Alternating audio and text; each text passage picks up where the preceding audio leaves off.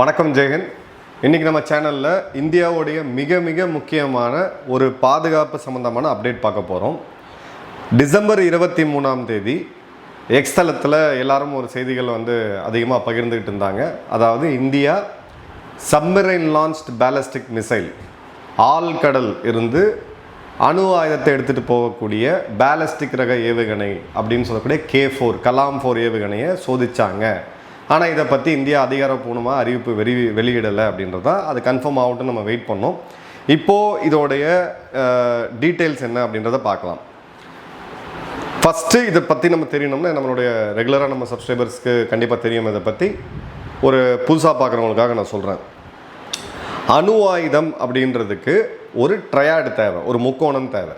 இந்த முக்கோணத்தில் 3 விஷயம் இருக்கணும்.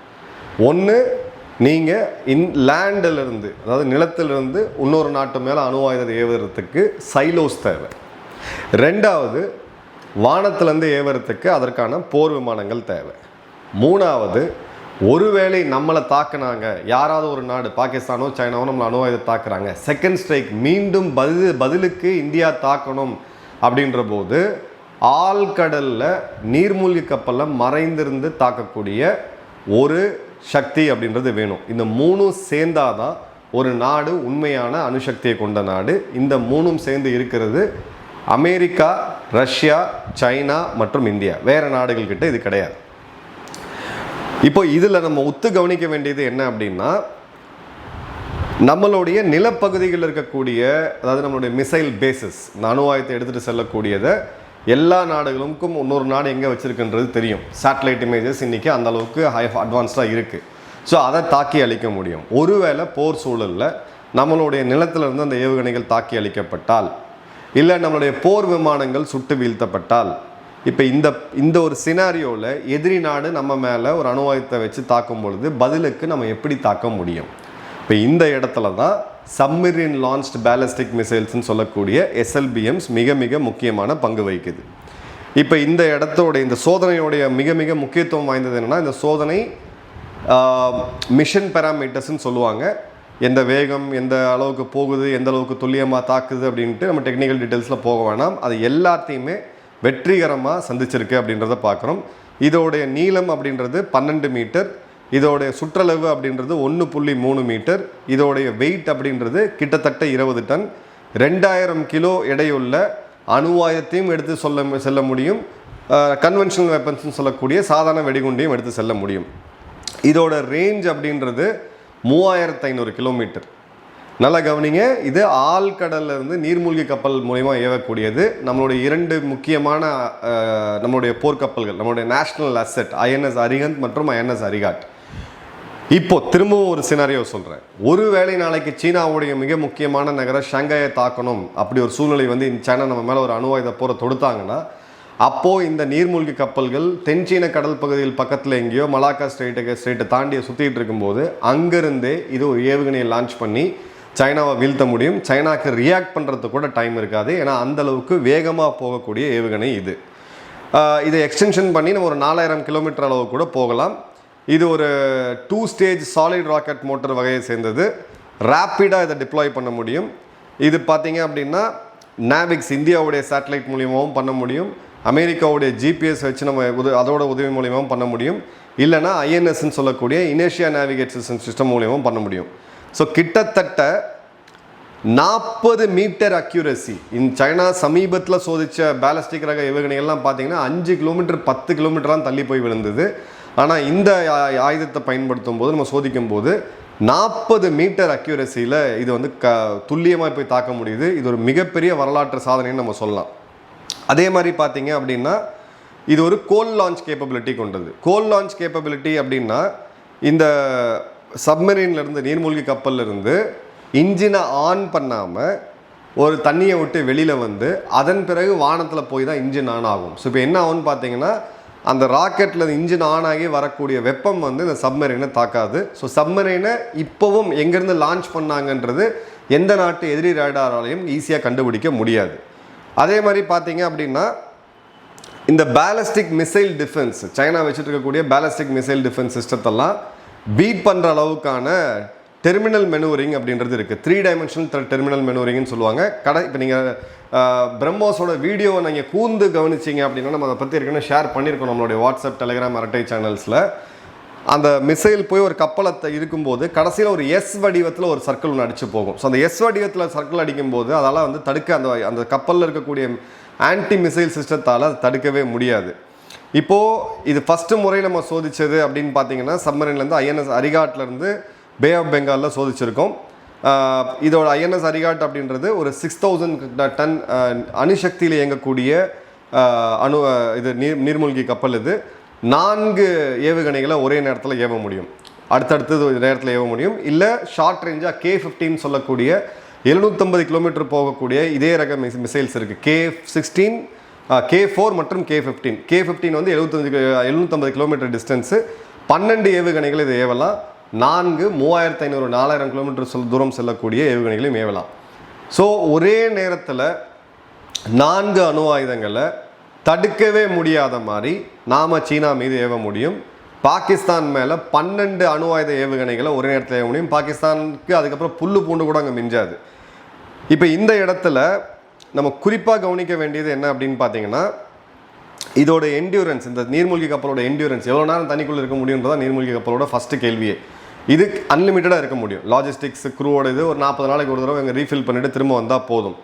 இப்போது இது வேலிடேட் பண்ணி முடிச்சிட்டாங்க. இது வந்து வெறும் சோதனை மட்டும் கிடையாது, இது ready to deploy, operation readiness இருக்குது. ஸோ அப்போ இந்தியாவுக்கு நியூக்ளியர் ட்ரையாட் அப்படின்றது நம்ம நாட்டை பாதுகாக்கிறதுக்கு, 140 கோடி மக்களை பாதுகாக்கிறதுக்கு, எதிரி நாடுகள் அணு ஆயுதத்தை இந்தியா மேலே ஏவணும்னு யோசிக்க கூட முடியாத அளவுக்கான ஒரு ஸ்ட்ராங் டிஃபென்ஸ் சிஸ்டத்தை நம்ம செஞ்சு முடிச்சிட்டோம். இப்போ டிப்ளாய்மெண்ட்டுக்கும் வந்துருச்சது. இது நம்ம நேரடியாக பிரதமருடைய கேபினட் கமிட்டி ஆஃப் செக்யூரிட்டி கீழே இருக்கக்கூடிய ஸ்ட்ராட்டஜிக் ஃபோர்ஸஸ் கமாண்டுன்னு சொல்லக்கூடிய SFCயின் கீழே வரும், அந்த கட்டளையின் கீழே வரும் இது. இப்போது நம்ம எதிரிகளை பார்த்தீங்க அப்படின்னா 3500 கிலோமீட்டர் அப்படின்றது இவங்களுக்கு K-4 தேவையே கிடையாது, K-15 போதும். கிட்டத்தட்ட பாகிஸ்தானுடைய எந்த இடத்த வேணாலும் இந்தியாவால் டார்கெட் பண்ண முடியும். ஸோ 3500 கிலோமீட்டர் ரேஞ்ச் உள்ள மிசைல்ஸ், அணு ஆயுதத்தை எடுத்து செல்லக்கூடியது. அது மாதிரி 2 போர்க்கப்பல்கள். ஸோ 8 மிசைல் நாளைக்கு தேவைப்பட்டுச்சுன்னா பாகிஸ்தானில் புல்லு பூண்டு கூட மிஞ்சாத அளவுக்கு தாக்க முடியும். இப்போ சைனாவுக்கு வருவோம். சைனாவுடைய நகரங்கள் எல்லாமே பார்த்தீங்கன்னா அவங்களோட கிழக்கு பகுதிகளில் இருக்கும்.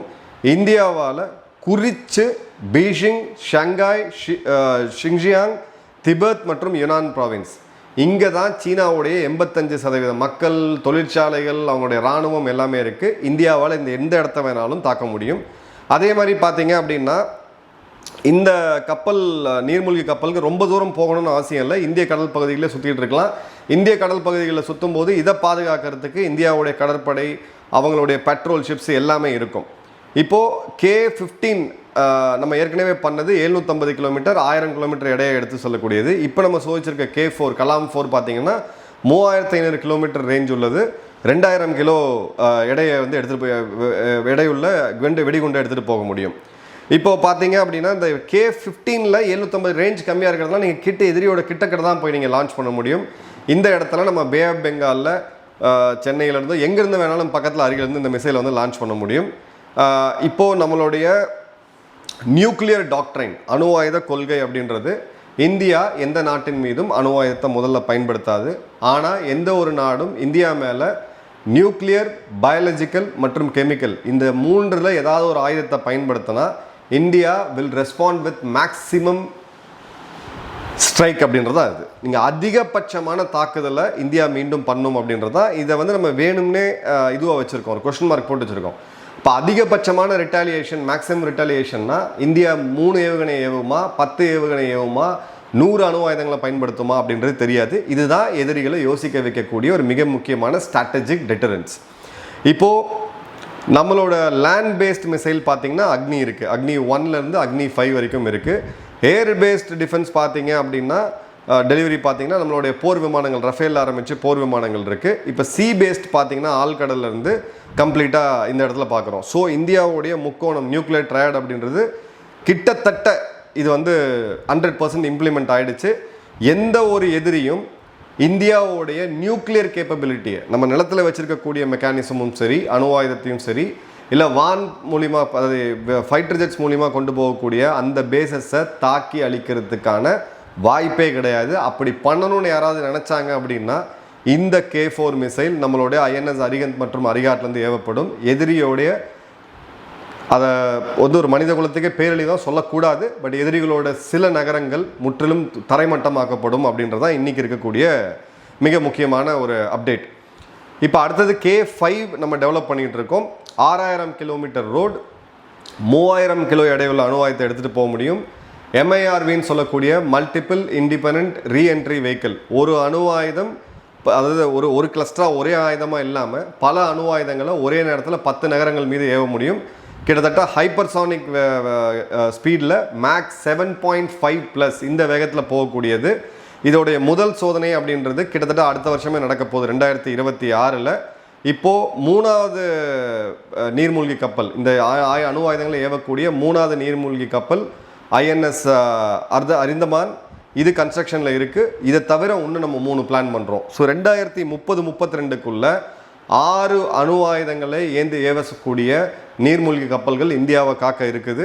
இந்த 6x4ன்னு கணக்கு போட்டிங்க அப்படின்னா 24 அணு ஆயுதங்களில் 3500 கிலோமீட்டர் போகக்கூடிய அணு ஆயுதங்களில் ஒரே நொடி பொழுதில் இந்தியாவால் ஏவ முடியும். இப்போது இன்னொரு மிக முக்கியமான அப்டேட் என்னென்னு சொன்னிங்கன்னா, இந்தியாவுடைய LRASHMனு சொல்லக்கூடிய long range anti-ship hypersonic missile. இந்த மிசைல் கிட்டத்தட்ட இப்போது வேலையை முடிச்சுட்டாங்க. இது ஹைப்பர்சானிக் கிளைடு வெஹிக்கிள் வகையை சேர்ந்தது. Multi role weapon. இது மேக் 10 ஸ்பீடு, கிட்டத்தட்ட 12144 km/h போகக்கூடியது. இப்போது இது வந்து மேக் 6 to 7 இனிஷியல் எஸ்டிமேட் இருந்தாங்க, அதையும் எக்ஸ்டெண்ட் பண்ணிட்டாங்க. 1500 கிலோமீட்டருக்கும் அதிகமான தூரத்தில் போகக்கூடியது. கிட்டத்தட்ட இந்த 1500 கிலோமீட்டர் தூரத்தை 7லேருந்து 8 நிமிஷத்தில் கடந்துடும். இது வந்து ஷிப் கில்லர், நம்ம எதிரிகளுடைய கப்பல்கள், போர்க்கப்பல்களை வீழ்த்தறதுக்கான ஒரு மிக முக்கியமான வாரட் இது, ஏவுகணை இது. இது பார்த்தீங்க அப்படின்னா ரேடியோ ஃப்ரீக்குவென்சியை வச்சு போகக்கூடியது. ரொம்ப ப்ரெஷரைஸாக ஒரு கப்பலை தாக்கிறதுக்கான ஒரு மிக முக்கியமான ஏவுகணை. கடல் மட்டத்திலேருந்து ஜஸ்ட் 1 கிலோமீட்டர்லேருந்து 3 கிலோமீட்டர் தூரத்தில் பறக்கிறதுனால இந்த மிசைல் ரேடார் சிக்னேச்சர்ஸை வச்சு இதோட ட்ரெஜெக்டரிலாம் ட்ராக் பண்ணி தடுக்கிறது அப்படின்றது கிட்டத்தட்ட வாய்ப்பே கிடையாது. இப்போது இதோடைய மிக முக்கியமானது என்னென்னா, DRDOவுடைய doctor APJ Abdul Kalam missile complex ஹைதராபாத்தில் இருக்குது. இவங்க தான் இதை தயாரிச்சிருக்காங்க. இதோடைய 400 கிலோமீட்டர் அளவுக்கு 400 கோடி அளவுக்கான இதை சோதனை செய்கிறதுக்கு அந்த விண்ட் டனல் தேவை, அந்த காற்றோடைய வேகம் வந்து நீங்கள் லேபில் தேவை, அதை வந்து உருவாக்கியிருக்காங்க. இதோடைய ஃபஸ்ட்டு டெஸ்ட் அப்படின்றது நவம்பர் 16, 2024 நடந்தது. இப்போ பார்த்தீங்க அப்படின்னா மேக் 10 விட அதிகமான இதை கம்ப்ளீட் பண்ணிட்டாங்க. இப்போ இதோட டிப்ளாய்மெண்ட் எப்போ நடக்கும் அப்படின்னு பார்த்தீங்கன்னா வெகு விரைவில், அதாவது 4 வருஷத்துக்குள்ளே 2029 லேண்ட் பேஸ்ட் கோஸ்டல் டிஃபென்ஸ் சிஸ்டமாக அது இருக்க போகுது. இதை வந்து ட்ரக் மவுண்டட் சிஸ்டம், அதாவது ஒரு வண்டியில் வச்சு ஏவக்கூடியது. ஸோ கடற்படைக்கும் வண்டிக்கும் என்ன சம்மந்தம்னா, இது பேசிக்கலாக இந்தியாவை நோக்கி வரக்கூடிய எதிரிகளுடைய கப்பல்களை கம்ப்ளீட்டாக வீழ்த்தறதுக்கான stand alone missile system, weapon system தான் அது. ஸோ இதில் நம்ம ஏன் இதை வெஹிக்கிள் பேஸ்டாக வைக்கிறோம் அப்படின்னா, நீங்கள் இந்தியாவுடைய நம்மளுடைய முன்னாள் பிரதமர் வாஜ்பாய் அவர்கள் அந்த கோல்டன் குவாட்ரிலேட்டர்னு அந்த ரோடை கொண்டு வந்தார். இதெல்லாம் இந்தியாவில் ரோடே கிடையாது. 4 முக்கியமான நகரங்கள் டெல்லி, மும்பை, சென்னை மற்றும் கொல்கட்டா மற்றும் டெல்லி, இது 4 நகரமும் இணைக்கப்பட்டுச்சு. அதை நீங்கள் குறிப்பிட்ட அளவு நெக்ஸ்ட்டோட ஃபேஸ்லாம் பார்த்தீங்கன்னா நம்மளோட கடலோரம் இருக்கக்கூடிய ரோடு குஜராத்தில் ஆரம்பித்து நீங்கள் கடலை ஒட்டியே அப்படியே கொன்கன் வழியாக நீங்கள் கேரளாவுக்கு வந்து சேர முடியும். கிட்டத்தட்ட நீங்கள் வந்து கொச்சினுக்கு வரலாம். அதன் பிறகு சாலை மார்க்கமாகவே ட்ரிவாண்ட்ரம் வழியாக நீங்கள் பே ஆஃப் பெங்கால் கடல் பகுதிகளில் ஆந்திராவை தாண்டி ஒடிசாவை தாண்டி பிறகு பே ஆஃப் பெங்கால் வரைக்கும் போகலாம். இந்த 6500 கிலோமீட்டர் இருக்கக்கூடிய ரோட்டில் நம்ம வந்து ஒரு கப்பலை வீழ்த்தக்கூடிய மிசைல் சிஸ்டத்தை 1500 கிலோமீட்டர் தூரம் போகக்கூடிய மிசைலை நம்ம வண்டியில் வச்சோம் அப்படின்னா இதை எங்கே வேணாலும் மூவ் பண்ணி நம்ம ஃபாஸ்ட்டாக மொபிலைஸ் பண்ண முடியும். அதுதான் இதில் இருக்கக்கூடிய ஸ்பெஷாலிட்டி. அதே மாதிரி பார்த்தீங்கன்னா எனிமியோட டார்கெட்குள்ளே இது வராது. ஏன்னா இந்த மூமெண்ட்லேயே இருக்கும் பொழுது எனிமிக்கு தெரியாது, எதிரிக்கு தெரியாது எங்கேருந்து இவங்க பண்ணுவாங்க அப்படின்றது தெரியாது. 3 கடல், Arabian sea, bay of Bengal, Indian Ocean, எங்கேருந்து பக்கத்தில் வேணாலும் இதை ஏவ முடியும். ஸோ நம்மளுக்கு கிட்டத்தட்ட முழு பாதுகாப்பை இது கொடுக்குது. நம்மளோட தீபகற்பகத்துக்கு ஒரு மிக முக்கியமான பாதுகாப்பை கொடுக்குது. இதோடைய செகண்ட் ஃபேஸ் பார்த்தீங்கன்னா ஷிப் லான்ச்டு வேரியண்ட்டை கொண்டு வராங்க. யூனிவர்சல் வெர்டிக்கல் லான்ச் சிஸ்டம் அப்படின்னு நம்ம சொல்லுவோம். ஷிப் லான்ச் வெர்ஷன் ஒரு 2031 நம்ம எதிர்பார்க்கலாம். ஸோ இந்தியா இது ஷிப் லான்ச் சிஸ்டம் எங்கே வருதுன்னா நம்மளுடைய அஃபென்சிவ் கேப்பபிலிட்டி, நம்ம தாக்குதல் திறனை அதிகரிக்குது. எதிரியை நோக்கி நம்ம சீனாவை நோக்கி நாளைக்கு கடற்படை போகுது இல்லை பாகிஸ்தானை நோக்கி போகுதுன்ற போது அங்கே இருக்க எதிரிகளுடைய கப்பலை வீழ்த்துறதுக்கு இந்த மிசைல் அப்படின்றது ரொம்ப ரொம்ப ரொம்ப இம்பார்ட்டண்ட். இப்போ இந்த மிசைலை ஏன் தடுக்க முடியாது அப்படின்னு நீங்கள் கேட்டிங்கன்னா, இப்போ இருக்கக்கூட எக்ஸிஸ்டிங் ஏர் டிஃபென்ஸ் சிஸ்டம்ஸ், அமெரிக்காவுடைய தாடு, ரஷ்யாவுடைய S-400, இஸ்ரேலுடைய ஏரோ 2, சைனா வச்சுருக்கக்கூடியதை நம்ம இது கன்சிடர் பண்ண முடியாது. இந்த எல்லாமே மேக் 3லேருந்து மேக் 5 வரைக்கும் வரக்கூடிய ஸ்பீடில் வரக்கூடிய ஏவுகணைகளை தான் அது ஸ்பீடை கணிச்சு அவங்களால ரியாக்ட் பண்ண முடியும். மேக் 10 ஸ்பீடில் கிட்டத்தட்ட 2 மடங்கு வேகத்தில் ஒரு ஹைப்பர்சானிக் மிசைல் கப்பலை நோக்கி வருதுன்னா 7 நிமிஷம் தான் லான்ச் ஆகி 7 நிமிஷத்தில் 1500 கிலோமீட்டரில் தள்ளி இருக்கக்கூடிய ஒரு கப்பலை அப்படியே சுக்கு நூறாக்கி கடலில் முழுகடிச்சிடும். இது அவங்களால இந்த சிஸ்டமை டிப்ளாய் ரியாக்ட் பண்ண முடியாது. ஸோ டெக்னாலஜிக்கலாக நமக்கு ஒரு மிக முக்கியமான அட்வான்டேஜ் இருக்குது. ரெண்டாவது, தாட் அமெரிக்காவுடைய சிஸ்டம் இப்போ ரஷ்யாவில் பார்த்தீங்கன்னா 40லேருந்து 150 கிலோமீட்டர் ஆல்டிடியூடில் அவங்க வந்து ரொம்ப சக்ஸஸ்ஃபுல்லாக இருக்குது. ஆனால் இந்த மிசைல் அப்படின்றது கடல்லேருந்து ஜஸ்ட் 1 கிலோமீட்டர் உயரத்தில் பறந்துக்கிட்டு இருக்கும். ஸோ இதை வந்து தடுக்கிறது அப்படின்றது வாய்ப்பே கிடையாது அப்படின்றது தான் நம்ம வந்து பார்க்குறோம், எக்ஸ்பர்ட்ஸும் தான் சொல்கிறாங்க. இப்போ ஏரோ 2 எடுத்தீங்க அப்படின்னா டெர்மினல் பேலஸ்டிக் மிசைல், அது வந்து பேலஸ்டிக் மிசைல் இப்படி தான் வரும்ன்ற ஒரு இது இருக்குது. ஒரு வீடியோ கூட நம்ம போட்டிருந்தோம், ஈரானுடைய ஒரு மிசைல் எப்படி இஸ்ரேலில் ஸ்ட்ரைக் பண்ணுச்சுன்னு சொல்லிட்டு. இஸ்ரேலில் நான் இருக்கும்போதே அதை வீடியோ எடுத்து போட்டிருந்தேன். இது வந்து பார்த்தீங்கன்னா ஒரு ஹைப்பர்சானிக் லைடு வெஹிக்கிளாக உள்ளே வரதுனால இது எப்படி உள்ளே வரும்ன்றதே வந்து கணிக்க முடியாது. ஸோ இதை தடுக்கிறதுமே ரொம்ப ரொம்ப கஷ்டம். அதே மாதிரி பார்த்தீங்க அப்படின்னா இதில் வந்து டெல்டா விங் கான்ஃபிகரேஷனில் இருக்குது, இந்த ஏரோ மாதிரி டெல்டா விங் கான்ஃபிகரேஷனில் இருக்குது. இது இருக்கிறதுனால கடைசி நேரத்தில் இது சுற்றி வளைச்சி உள்ளே போகும். ஸோ இதை வந்து தடுக்கிறதுக்கு டெர்மினல் ஏர் டிஃபென்சஸாலையுமே முடியாது. அதே மாதிரி பார்த்தீங்க அப்படின்னா இப்போது குளோபல் கம்பேரிசன் நம்ம பார்க்கலாம். இந்த மிசைலில் ரஷ்யாவுடைய கின்சால் மிசைல் ஏர் லான்ச் பண்ணப்பட்ட மிசைல் 500 கிலோமீட்டர் ரேஞ்ச் மேக் 10, இது பேட்டில் ஃபீல்டில் ப்ரூவ் ஆகிடுச்சு. அடுத்தது சைனாவுடைய DF-ZFன்னு சொல்லக்கூடிய ஒரு மிசைல் 1800லேருந்து 2500 கிலோமீட்டர் அவங்க கிளைம் பண்ணுறாங்க, மேக் 10 to 12. பட் இது இன்னும் சோதனை செய்யப்படலை. யுத்த காலத்தில் இவங்க கதை என்னன்றது வந்தால் தான் தெரியும். அடுத்தது சைனாவுடைய லேட்டஸ்ட் GDF-600 அப்படின்றது 2024 இதை காட்சி பொருளாக காமிச்சாங்க. இதோட ரேஞ்ச் என்ன, இதோட உண்மைத்தன்மை என்ன அப்படின்றது தெரியாது. இந்தியாவுடைய LRASHM அப்படின்றது மேக் 10 1500 கிலோமீட்டர், மேக் 10 ஸ்பீடில் போகக்கூடிய சிஸ்டம் வச்சுருக்கக்கூடிய 3 நாடுகளில் இப்போ இந்தியாவும் ஒன்று, அமெரிக்கா, ரஷ்யா மற்றும் இந்தியா. இந்தியாவுடைய HGV hyper vehicle, hypersonic light vehicle அப்படின்றது இது ஒரு ஆன்டி ஷிப் வெப்பன். இதை ஆன்டி பங்கருக்கும் யூஸ் பண்ண முடியும். ஏன் இந்த வார்த்தையை நான் ஆன்டி பங்கருக்குன்னு பயன்படுத்துகிறேன்னா, நாளைக்கு பாகிஸ்தானோட அணு ஆயுத கிடங்கு மீண்டும் கிரணா ஹில்ஸில் அவங்க அணு ஆயுதங்களை இந்தியா துவம்சம் செய்யணும்னு நினச்சாங்கன்னா தொலை போட்டு கிட்டத்தட்ட 50 மீட்டர் ஆள் உள்ளே போய் பூமிக்குள்ளே போய் இதை வந்து நம்ம செயல்படுத்த முடியும். அந்த அளவுக்கு பவர்ஃபுல்லானது. ஸோ நம்மளுடைய இந்தியாவை நோக்கி வரக்கூடிய ஸ்ட்ரைக் குரூப்ஸ், அதாவது ஒரு போர் ஸ்கூலில் இன்டகிரேட்டட் பேட்டில் குரூப்ஸ்னு ஸ்ட்ரைக் குரூப்ஸ்னு கரியர் பேட்டில் குரூப்ஸ்னு சொல்லுவாங்க. அந்த மாதிரி ஒரு 10-20 கப்பல்கள் ஒன்றா வரும்போது அந்த கப்பல்களை சுட்டு வீழ்த்துறதுக்கு கம்ப்ளீட்டாக காலி பண்ணுறதுக்கு இது ரொம்ப முக்கியமானது. அதே மாதிரி பார்த்தீங்கன்னா நம்மளுடைய கடல் பகுதிகளில் எந்த ரேடார் ஒரு கப்பலை வந்து இந்தியாவை நோக்கி வருதுன்னு டிடெக்ட் பண்ண உடனே 7 நிமிஷத்துக்குள்ளே அந்த கப்பல் அப்படின்றது வீழ்த்தப்படும். அடுத்தது பார்த்தீங்கன்னா இப்போ பாகிஸ்தான்லேருந்து இந்தியாவுடைய கடலோரம் அப்படின்றது ஒரு 1500 கிலோமீட்டர் தூரம்லாம் கிடையாது, ஒரு 500-600 நாட்டிக்கல் மைல்ஸ் தான் இருக்குது. ஸோ பாகிஸ்தானுடைய கப்பல் அவங்களுடைய துறைமுகத்திலேருந்து வெளியில் வரும்போதே இந்தியாவுடைய ஏவுகணையை அதை தாக்கி அளிக்கக்கூடிய வல்லமை அப்படின்றது இருக்குது. ஸோ இப்போ நம்மளுடைய ப்ராஜெக்ட் 77 நம்மளுடைய நியூக்ளியர் பவர்டு அட்டாக் சப்மரீன், இது இப்போ கேபினெட்டில் 2024 அப்ரூவ் ஆகிருக்கு. 90% வந்து நம்ம இந்தியாவில் தான் தயாரிக்க போகிறோம். இப்போ இந்த ரெண்டுமே பார்த்தீங்க அப்படின்னா இந்தியாவுடைய பாதுகாப்புக்கு, ஏன்னா நம்மளுடைய லேண்டை தான் இப்போ நம்ம வார்ஃபேர் அதிகமாக பார்த்துருக்கோம். கடலில் இன்னும் பெரிய லெவலுக்கான ஒரு போர் முனையை இந்தியா சந்திக்கலை, இது வரைக்கும் சந்திக்கலை. ஸோ நம்மளுடைய எதிரிகளை விட ஒரு அட்வான்ஸ்டான ஒரு கேப்பபிலிட்டி, அந்த கேப்பை வந்து அதிகப்படுத்தியிருக்கும். இதில் சம்மந்தப்பட்டிருக்கக்கூடிய DRDO மற்றும் பல நிறுவனங்கள், தனியார் நிறுவனங்கள், சிறு குறு நிறுவனங்கள், இதில் சம்மந்தப்பட்டிருக்கக்கூடிய சயின்டிஸ்ட், இதை முன்னெடுத்திருக்கக்கூடிய DRDO, இதுக்கு சப்போர்ட் கொடுக்கக்கூடிய அரசாங்கம், எல்லாருக்கும் மிகப்பெரிய சல்யூட். இந்தியாவுடைய பாதுகாப்பு எந்த விதத்திலையும் காம்ப்ரமைஸ் பண்ணப்படாது அப்படின்றதுக்கான ஒரு மிக முக்கியமான டெக்னாலஜிக்கல் டெமான்ஸ்ட்ரேஷன் தான் இது. கடவுள் அருள் நான் வேண்டிக்கிறேன். கடவுள் அருளில் இந்த மாதிரி ஏவுகணைகள் இந்தியா எந்த காலத்திலையும் பயன்படுத்தக்கூடாது. ஒருவேளை இந்தியா மீது ஒரு அணு ஆயுத போர் வந்தால் எதிரிகள் இல்லாமல் போகிறதுக்கான ஒரு வலிமையை கொடுக்கக்கூடியது தான் அப்துல் கலாம் ஐயா கனவு காண்ட இந்த K4 மற்றும் நம்மளுடைய long range anti ship missile system.